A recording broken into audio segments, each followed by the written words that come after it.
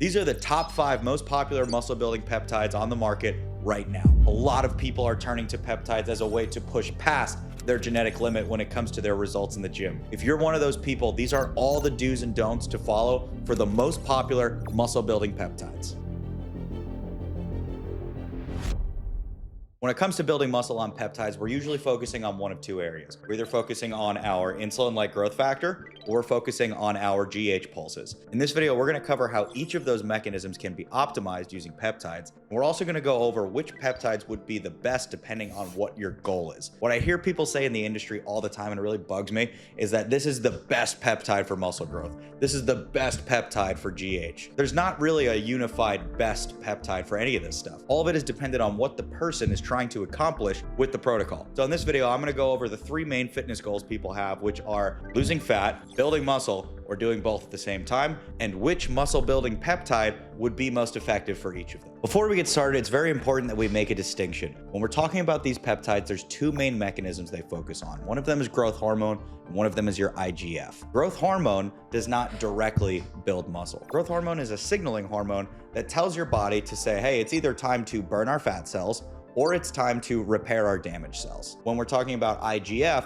this is the actual part that binds to your muscles and helps increase new muscle growth. Growth hormone is a precursor to IGF-1. When growth hormone makes its way to the liver, your liver converts it into IGF-1. So when we're talking about growth hormone, always remember that this is not the active thing that is going to build more muscle. It's giving your body the ability to convert it into IGF and then make more muscle. When we're looking at these peptides, it's important to remember which mechanism does what, because a lot of these peptides are multifaceted. They're not just steroids that are going to pump your muscles up and make them gigantic. They're going to do a few different things. They're going to help put your body in the optimal state to build more muscle. Just want to make that clear. It is important to note that this video is for both science and your entertainment and should not be misconstrued with medical advice. And if you are planning to seek peptide therapy, I would only recommend doing so under the direct supervision of a licensed physician or medical doctor.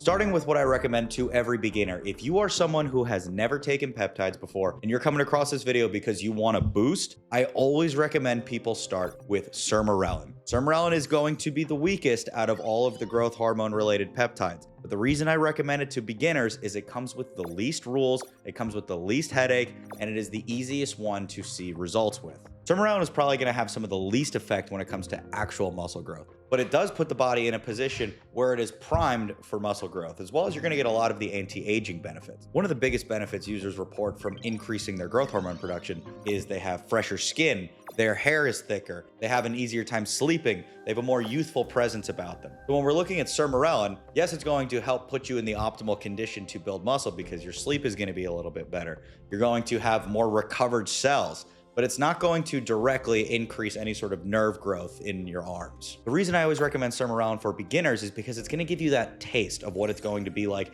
to use a peptide that has a little bit more strict rules. As well as it was the first peptide that I used it for 8 months and I saw fantastic results. I was really happy with what I got. Sermorelin is also the only peptide on this list that is FDA approved for the treatments that it's being prescribed for. So the added muscle growth, the increase in skin benefits, the added hair thickness, the better sleep, all of that has been clinically proven and FDA approved for use by humans. Sermorelin is typically used 30 to 60 minutes before bed and is really effective at getting you into that deeper sleep, giving the body the optimal chance at recovery, which is the most important metric when it comes to muscle growth, muscle development, as well as fat loss. So again, I do want to be clear, Sermorelin is not going to give you some insane kick of IGF and you're not going to blow up overnight, but you are going to be putting your body in the optimal state to recover as well as to build muscle. Next on the list is probably the most controversial muscle building peptide on the market, which is CJC combined with Ipamorelin. If you're new to these peptides, Ipamorelin is a GH secretagogue, so it's going to help secrete more growth hormone. And then CJC is a GH-RH analog, growth hormone releasing hormone analog. I know, it's a mouthful. Here's the difference. Imagine you've got a pump and a wrench, right? And every time you want to open the pump, you've got to turn the wrench. Ipamorelin, the growth hormone secretagogue, is the determining factor on how open that valve is going to be, how much is allowed to get passed into the body. When you take Ipamorelin, you open up that valve and you allow the growth hormone to pour in. Now, the CJC is the pump behind the valve. If you don't have any pressure pushing into the pump, it doesn't matter how open the valve is, there's nothing coming out of it. So the reason people pair these two together is it gives the growth hormone pulse, but it also gives the body and the brain the receptivity to accept and use the growth hormone. For those of you that don't care about any of the science, what this does in layman's terms is it increases the process of lipolysis, which we've talked about on this channel, which is the death of fat cells. Growth hormone is really effective at killing off the fat cells as well as increasing muscle protein synthesis. When you pair the CJC and the Ipamorelin together, some people talk about this having the best results out there, that this is the only muscle building combo that you should use when it comes to peptides, because for some people, they do get phenomenal results. And it's important to note that everybody is going to react differently to every different compound. This is not personally my favorite. In fact, I really didn't like CJC, along with a lot of other people on the internet that say the same. Something I noticed right away is this insane pulse feeling in my head. And they tell you to take CJC before bed. I had a very difficult time sleeping when it came to using CJC, and it ended up disrupting my sleep pattern, which is not optimal for muscle growth and muscle development as well as fat loss. It ended up disrupting my sleep because the pulses were so strong, which was not optimal for muscle growth or protein synthesis. I also got this weird red flush feeling, and a lot of people say that this is normal, but it was also something that just made it uncomfortable to sleep, and I had enough problems at the time sleeping as it was, so I just decided to scrap it altogether. A lot of people on the internet shared my experience, but there's also a lot of people on the internet that have had phenomenal experiences that rank this as their highest and most impactful muscle building peptide. So I'm going to put this as a neutral for someone who's just looking to get steady gains, burn a little bit of fat, gain a little bit of muscle. This is going to be something that does work. It's just about, is it going to be something that works within your lifestyle? Most importantly, you want to make sure that you're not eating 2 hours ahead of this peptide. If you're eating too close to your injection time, you're going to stunt the growth hormone release. The number one thing that growth hormone hates is carbohydrates. If you're eating food, specifically carbohydrates, but any food really, you're going to block your growth hormone production as well as your receptors' ability to use the growth hormone. So it's really important that you take these things fasted. Now we're gonna get into the good stuff. This is my favorite peptide of all time, and it's not even close. I have had the best results on this one compared to anything else, and that is Tesamorelin Ipamorelin blend. This is the peptide that I always tell people, if you are looking to get lean gains, Tesamorelin Ipamorelin is the most impactful peptide I have ever used. The reason Tesa-Ipa blend is so effective is Tesamorelin is specifically adept at targeting visceral fat, which is the fat around the stomach, and it's the most unhealthy fat in the body. It is specifically engineered to target visceral adipose tissue, which is the visceral fat around the stomach, which is the most unhealthy fat and also goes by the name of the death fat.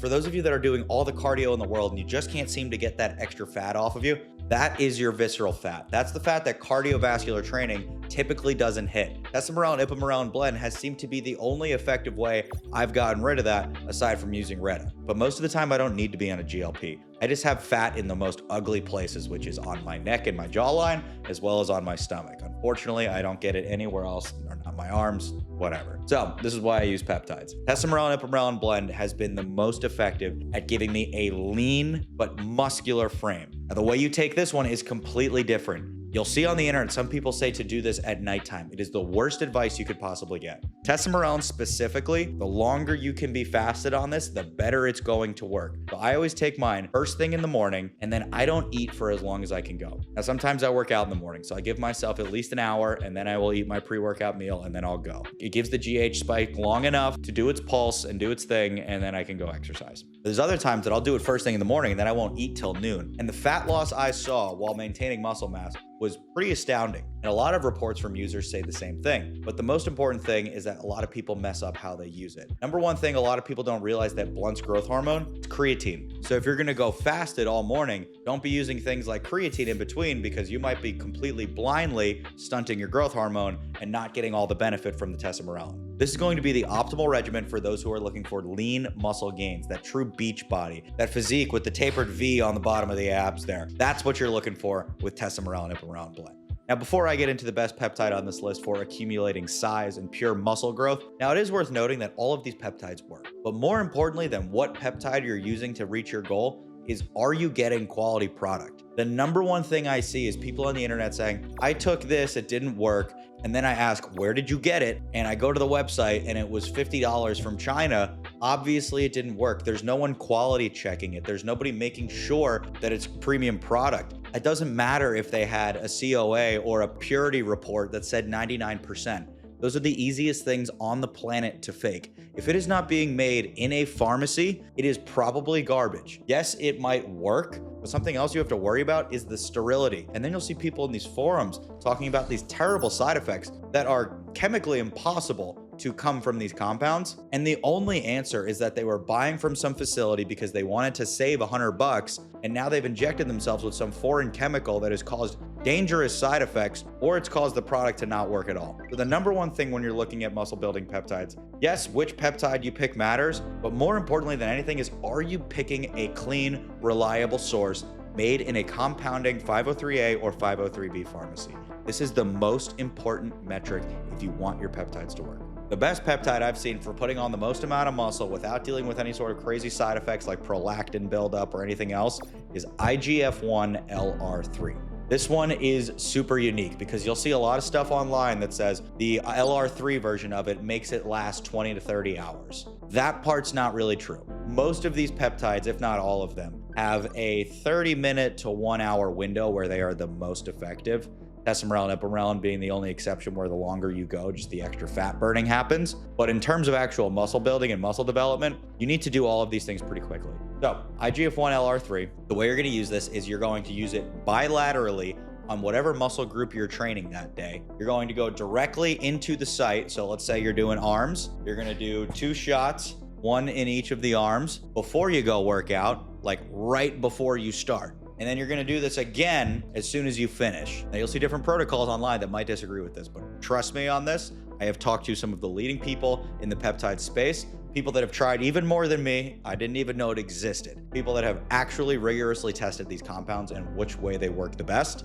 The best and most effective way to use IGF-1 LR3, bilateral injections, pre and post-workout. Some of the protocols you'll see will say just post-workout because this is when the muscles are primed to soak up the most IGF-1. Now remember, the IGF-1 is the actual ability to increase muscle and nerve growth factor. And this protocol is the most effective for hypertrophy that we've seen. This is one you do not want to do fasted. You're going to need to do this one with food. Otherwise, you could have a hypoglycemic crash. The benefits of it is the carbs that you're using go straight to the muscles. So you're going to want to eat the carbs right after you take the shot or have some sort of intra-workout shake, and then as well as have more carbs as soon as you finish. This is going to send them right to the muscle and it's going to fuel them the most. Now, be warned. This will just make you large, right? So if you're looking to have a 6-pack with this, it might not be the best compound for you. But if you're looking to just accumulate the most size, become the strongest, become the biggest, IGF-1 LR3 is the most effective I've seen, aside from things like hexarelin, but that has too many side effects from what I've seen for me to go near that. So to recap, if you are looking to lose the most fat and have a lean, ultra aesthetic physique, Tesamorelin, Ipamorelin seems to be the most effective muscle building peptide on the market right now. If you're looking to just accumulate the most size and have that gorilla shaped physique, IGF-1 LR3 is the way to go. And if you're just looking for somewhere in the middle there, CJC Ipamorelin is going to be your go-to. And if you're brand new and you've never done anything before and you really just kind of want to ease your way into it, Sermorelin is the one I'm going to recommend. Again, the most important thing here is that this is not medical advice. And if you're going to use peptides as a way to gain more muscle, there's a strict protocol to follow for each of these. It's important to consult a physician and a medical director whenever you're pursuing anything in the realm of peptides. And the most important for your safety is that you make sure you get these compounds at a 503A or a 503B compounding pharmacy or a company that prescribes for one. If you found this video at all interesting, hit that subscribe button, turn on post notifications. We'll see you on the next one.